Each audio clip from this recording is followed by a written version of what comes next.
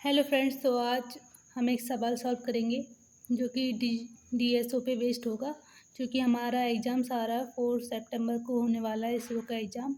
तो हम कुछ न्यूमेरिकल टाइप के क्वेश्चन सॉल्व करेंगे ताकि हम अपने प्रैक्टिस कर सकें। और इसरो के इस टाइप के क्वेश्चन बहुत फेवरेट रहते हैं, वो इस तरह के क्वेश्चन पूछता है। हो सकता है क्वेश्चन ना आए, पर इस तरीके से हम समझेंगे कि इससे इसके टाइप के और भी किसी भी टाइप के क्वेश्चन आए तो हम उसको सॉल्व कर सकें सिमिलर वे में।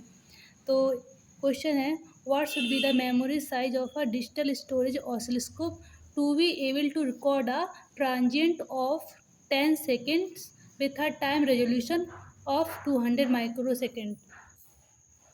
तो हमें मेमोरी साइज पता करनी है किसकी, डीएसओ की, जो रिकॉर्ड कर रहा है क्या, ट्रांजिएंट सिग्नल जिसकी ड्यूरेशन है 10 सेकेंड और उसका रेजोल्यूशन है 200 माइक्रोसेकेंड। मतलब क्वेश्चन ये पूछ रहा है कि मतलब कोई भी सिग्नल है, मान लो जो मतलब ट्रांजिएंट टाइप का सिग्नल है, तो हमें उसको रिकॉर्ड करना है। जैसे मान लो ये कोई सिग्नल होगा इस तरीके का, तो ये 0 सेकेंड से लेके 10 सेकेंड तक जा रहा है।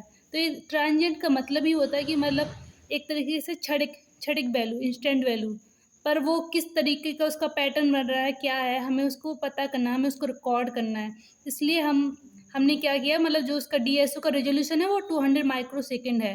मतलब ये ईच 200 माइक्रोसेकेंड पे सैंपल को कलेक्ट कर रहा है।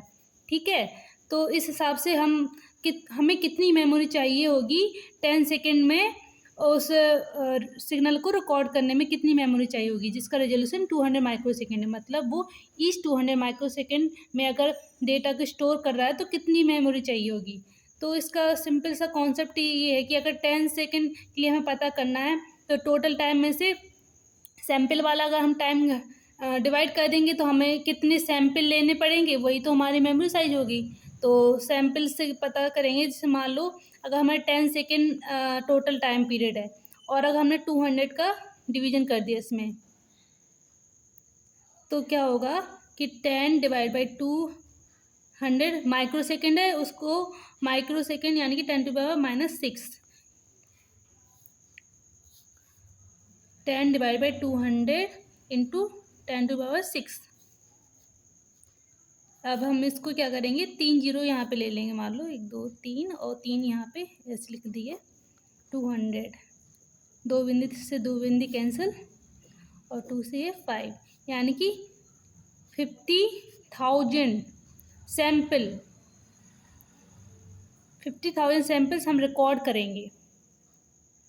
और 50,000 सैंपल्स हम रिकॉर्ड करेंगे तो हमें उतनी ही मेमोरी की ज़रूरत पड़ेगी। तो इसका आंसर होगा 50K।